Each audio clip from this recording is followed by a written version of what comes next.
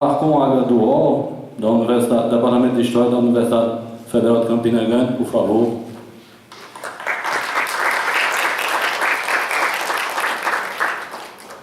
Só o exercício que eu já fiz ali, já pede isso aí.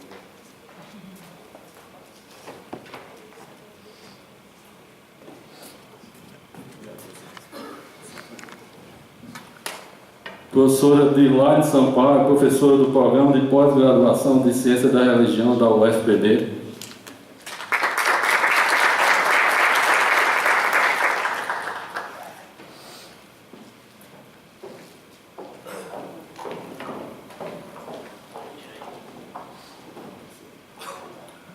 Professor Genaro Cambuim Lopes de Almeida Lula, doutorando em Antropologia pela UFPE e professor da Universidade Estadual do Rio Grande do Norte.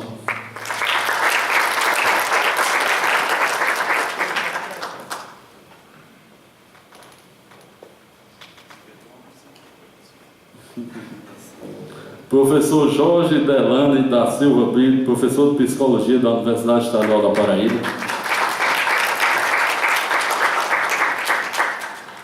E por fim, ninguém conhece os participantes aqui do encontro, o grande Nildo, amigo de longa data. Nildo Nascimento é membro do Comitê Nacional de Respeito à Diversidade Religiosa e do Comitê Distrital da Diversidade Religiosa. Também é membro da UNE do Renadir do Distrito Federal. Pois bem, então, antes de passar a palavra aos componentes da mesa, a gente poderia se perguntar de que forma esses dois temas estão interrelacionados, né?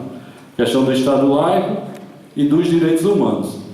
E de que forma isso pode nos afetar direto ou indiretamente.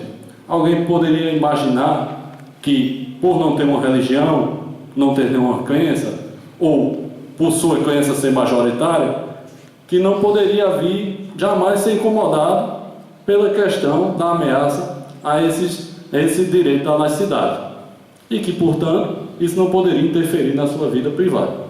Mas só que a gente pode muito bem, só para ficar em 4 direitos fundamentais, relacionar a questão da laicidade a 4 direitos que nós temos garantidos justamente por causa da laicidade. O professor Alarcon, que é historiador, ele talvez tenha a oportunidade de abordar esse assunto.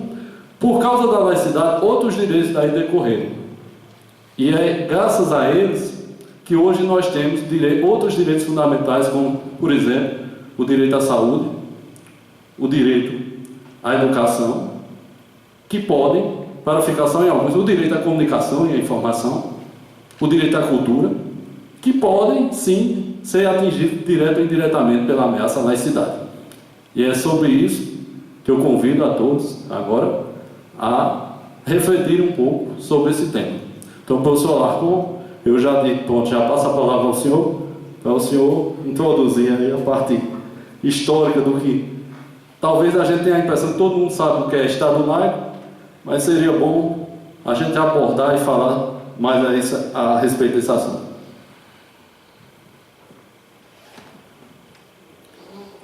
Bom dia a todas e a todos, bom dia à mesa. É formal agradecer, mas há momentos que a gente agradece para além da formalidade. Eu desde ontem agradeço para além da formalidade e vou agradecer novamente agora. Para mim é muito bom estar num momento, num encontro como esse. A gente vê muita gente boa e vê uma discussão que eu acho que é importante, necessária, estratégica, né, e agradável de ser feita. Eu fiquei muito feliz com o convite, agradeço bastante a oportunidade de vir conversar um pouco com vocês sobre essas questões. Eu fui apresentado como professor de História e para mim significa muito dizer isso, porque como eu disse ontem numa fala que tive a oportunidade de fazer aqui, enunciar esse lugar de fala implica não somente em afirmar que certas coisas vão ser ditas, mas também implica em deixar bem claro um campo dentro do qual eu vou falar. E é uma responsabilidade muito grande. Eu fiz referência a uma questão ontem, vou fazer novamente hoje, que é o fato de uma certa deslegitimação do campo das humanidades no cenário contemporâneo. Cada vez mais a gente é atacado, cada vez mais a sofisticação do pensamento das humanas, a complexidade específica do pensamento das disciplinas das humanidades é divulgada e apresentada para grande parte da população como sendo um defeito, como sendo um erro, na verdade. É como se estivesse havendo um processo coletivo de projeção de uma grande sombra por sobre tudo que a gente diz, como se houvesse uma desqualificação a priori de tudo que a gente das humanidades diz. Foi muito interessante, porque ontem, quando eu saí daqui e estava vendo aquela celebração ali embaixo, né, aquele encontro, eu precisei sair para fazer uma ligação e um rapaz veio conversar comigo. Eu não sei se ele está aqui, eu sou muito ruim de fisionomia, também não vejo bem de longe, mas um rapaz veio conversar comigo e expressando uma ansiedade, uma angústia pessoal em torno dessa história de o que é ser das humanidades no cenário contemporâneo, ecoando um pouco esse discurso, essa verdade, vamos dizer assim, que está se espalhando na sociedade. E aí eu vou usar a expressão que está no jogo, né, está no jogo discursivo contemporâneo, apesar de ser uma expressão extremamente pobre, mas vou me referir a ela. Quer dizer, não estou dizendo que o rapaz estava assumindo esse lugar, mas ele estava, de certa maneira, registrando, expressando o medo que eu acho que é de muita gente que está circulando hoje, que é a história de que a gente não faz outra coisa a não ser doutrinar, que a gente não faz outra coisa a não ser colocar uma viseira nas pessoas e impedir que as pessoas vejam livremente qualquer coisa que sejam, porque vão ver apenas a partir de um prisma, que é o prisma que a gente queria que as pessoas vissem. É claro que, do ponto de vista de quem é um professor de história, isso é muito errado, é um equívoco, é um erro, né? Não corresponde ao que a gente faz, porque a gente está defendendo que o que a gente faz é muito mais interessante, muito mais legal do que doutrinar alguém. Essa introdução é para dizer que é fundamental que, em todos os momentos, ainda mais num cenário adverso ao pensamento como o que a gente está vivendo hoje, a gente abra espaço para que essas questões sejam discutidas para além do episódico, né? Para além do dia a dia, para além dos ataques cotidianos que a gente vem sofrendo, tentando entender que tem redes muito mais complexas que estão colocadas em jogo. Em relação ao tema da laicidade e da proteção dos direitos humanos, para não começar necessariamente com uma história contada, eu vou fazer referência a dois pensadores, uma referência bem rápida, bem superficial, a dois pensadores que eu acho que trazem uma questão que, para mim, quando eu fui fazer meio que uma anotação para essa fala de hoje, foi a primeira coisa que me veio à mente, que foi pensar numa leitura que o filósofo francês Gilles Deleuze faz de um pensador Spinoza. E num parágrafo muito simples, Deleuze diz que Spinoza olhava para a democracia e dizia: não é perfeita, mas é melhor estar com ela do que sem ela, dadas as condições que ela oferece, pelo menos de um desejo, né, de uma experiência, de uma troca igualitária, de uma conversa horizontal e simétrica.